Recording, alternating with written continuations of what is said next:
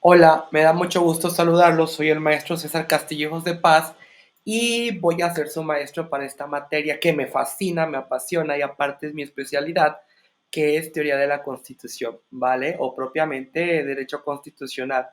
Pero tenemos que ver por qué teoría de la Constitución. Teoría de la Constitución es una de las asignaturas especiales, esenciales y rectoras de la licenciatura en Derecho porque les va a permitir a ustedes dotarlos con un conocimiento integral y panorámico sobre el concepto de la Constitución.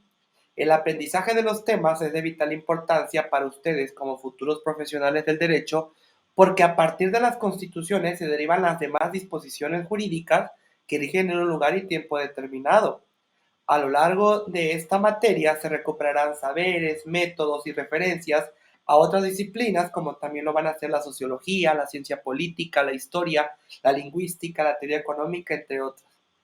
El estudio metodológico adecuado y guiado de la teoría de la Constitución les va a brindar a ustedes ventajas y habilidades específicas relacionadas a la evolución y comprensión del concepto de Constitución. Esta asignatura de teoría de la Constitución va a requerir que ustedes dediquen un tiempo promedio de horas de estudio entre la semana, al momento y al ritmo que ustedes decidan. ¿Por qué? Porque el avance de esta materia les va a hacer que ustedes investiguen o vayan leyendo constantes materiales y autores de distintas épocas, además de que puedan revisar los documentos digitales que yo les dejo aquí en plataforma o la clase que vayamos teniendo. Yo creo que con ustedes es la primera vez que tengo el gusto de impartirles materia, pero no se preocupen, vamos a ir poco a poco. Sí voy a dejar actividades, les voy a dar un periodo de días, no se preocupen, para que la realicen y también les dejaré un trabajo final que se los haré saber estos primeros días aquí también en plataforma. Y cualquier duda, por eso vamos a tener los foros de bienvenida y sobre dudas que tengan, ¿ok? Entonces, nuestra asignatura va a referir a contenidos históricos sustentados en conocimientos milenarios con autores que van a provenir pues desde la Grecia clásica hasta los principios del siglo XXI. Pero es importante que les mencione que ha habido en las discusiones mundiales y nacionales cambios sustanciales en el estudio del concepto de constitución, sobre todo en contenido, alcance, límites y perspectivas de nuestra Carta Magna, de todas las cartas magnas en el mundo. En México, la discusión sobre nuestra constitución, sus contenidos, alcances, límites y perspectivas se han abierto ampliamente, sobre todo después de que han pasado los 100 años de la promulgación de la Constitución Política de los Estados Mexicanos, de los Estados Unidos Mexicanos, la cual, recuerden, fue publicada el 5 de febrero de 1917. Este contexto nos obliga a todos los abogados a una reflexión profunda en razón de la misma situación que requiere necesariamente analizar los elementos básicos de la teoría constitucional. De ahí la relación e importancia de esta asignatura con la vida cotidiana y con otras materias, particularmente con asignaturas subsecuentes de derecho constitucional que van a ustedes terminar de ver a lo largo de la licenciatura. Pero quisiera yo hablarles del Constitución y Derecho Constitucional, sobre todo en la parte para que ustedes entiendan cómo se da el surgimiento de la Constitución. Para empezar vamos, para empezar a enrolarnos con esta materia, ¿ok? En la antigüedad y en el medievo se emplearon diferentes vocablos para aludir al contenido eh, del término de constitución que identificaba, o sea, que se identificaba de manera primaria.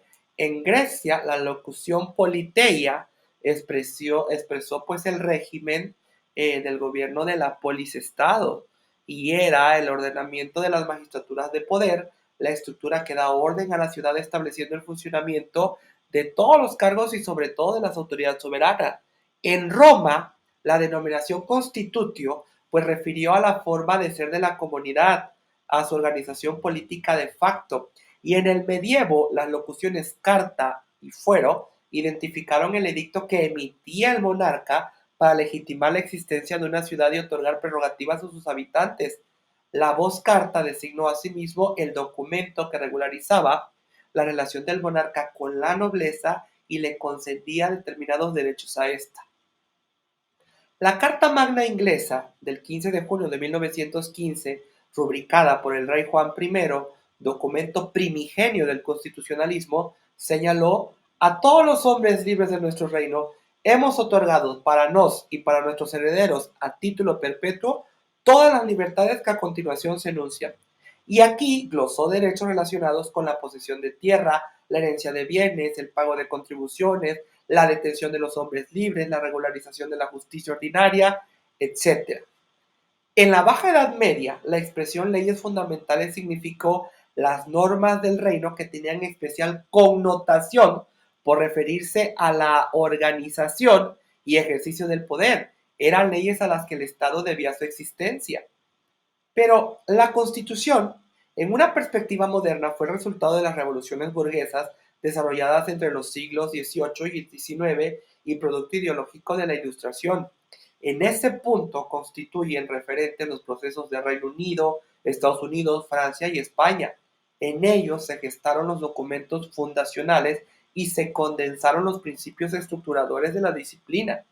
La Revolución Inglesa, transcurrida entre 1642 y 1660, fue un evento acumulativo, sin ruptura violenta, fíjense, de sedimentación paulatina de nuevas ideas e instituciones de las que germinó el constitucionalismo.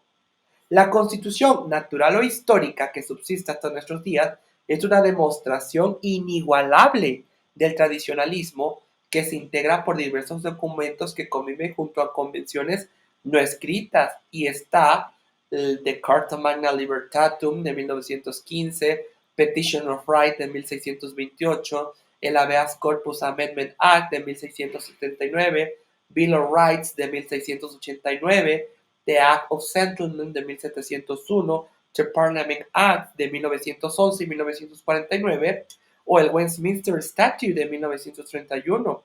Esto aportó la forma de gobierno parlamentaria y el principio de supremacía de este órgano como depositario de la soberanía nacional. Pero la Revolución Norteamericana, bueno, déjenme antes de ir a la Revolución Norteamericana, quiero destacar algunos momentos del proceso revolucionario. Primero, hubo una guerra civil de 1642 a 1649 entre los partidarios del Parlamento y de Carlos I, que culmina con la ejecución de Carlos I. Segundo, se instaura una república en 1649 con el Consejo de Estado como órgano de gobierno.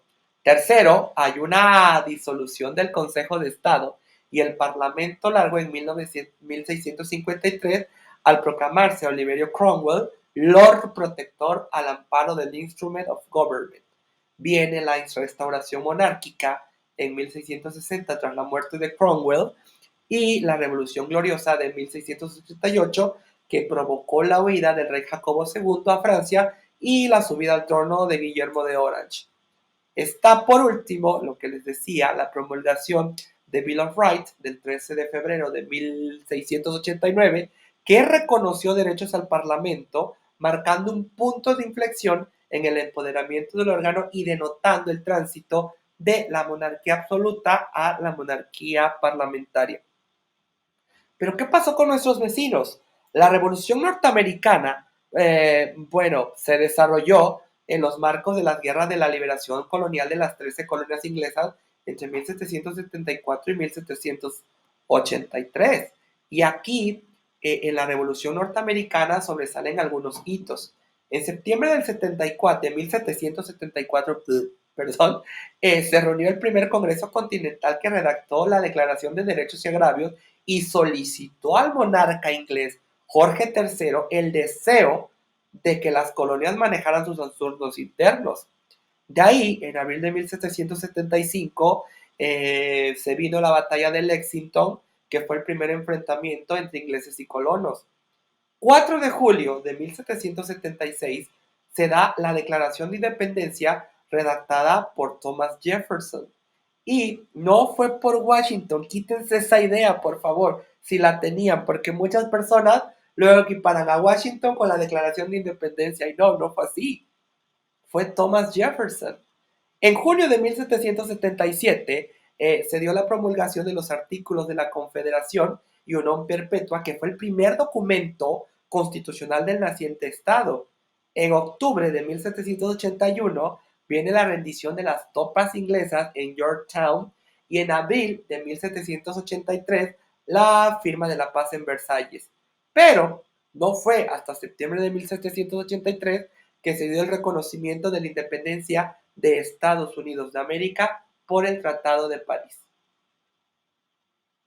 Los artículos de la Confederación entraron en vigor a ser ratificados por Maryland el 1 de marzo de 1781. El primer estado en aprobarlo fue Carolina del Sur el 5 de febrero de 1778. Desde su promulgación, el documento tuvo la oposición de los estados más grandes. Ahora,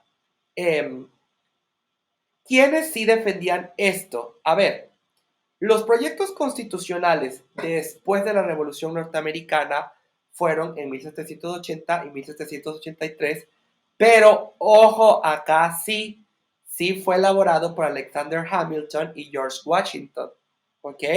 Y el enfrentamiento entre las posturas aludidas conllevó a que hasta 1786 se convocara a una convención en Virginia para reformar los artículos y en 1787 se organizó un cónclave en Filadelfia y para que se abocó la redacción de un nuevo documento. Bueno, ya no les quiero hablar mucho sobre historia porque eh, se me van a aburrir, pero no, porque todavía me falta hablarles sobre la Revolución Francesa. ¿Qué pasa? En Francia confluyen circunstancias económicas, políticas, ideológicas, los cuales propician que la revolución fuera un evento rupturista con una época y un régimen. ¿Ok? Entonces, se desarrolla entre 1789 y 1793. Algunos autores dicen que termina hasta 1799 con el golpe de Estado de Napoleón Bonaparte, pero bueno, eso será ya otra historia. Pero bueno, para que lo tengamos claro, empieza el 14 de julio de 1789 con la toma de la Bastilla. En agosto de 1700 del mismo año se da la abolición de los privilegios del clero y de la nobleza. En 1972 hay una elección de la Convención Nacional por Sufragio Universal. En el mismo año se da la abolición de la monarquía y en enero de 1793 se decapita al rey Luis XVI y la reina consorte María Antonieta. Y durante las siguientes décadas, pues obviamente se dieron eh, esta cuestión. Yo creo que de historia hasta aquí les quiero dejar, pero créanme, teoría de la Constitución es una materia muy apasionante. Les voy a ir dejando, repito, las tareas conforme vayamos avanzando en plataforma. Les voy a dar días, pero es un gusto estar aquí con ustedes. Nos estamos viendo.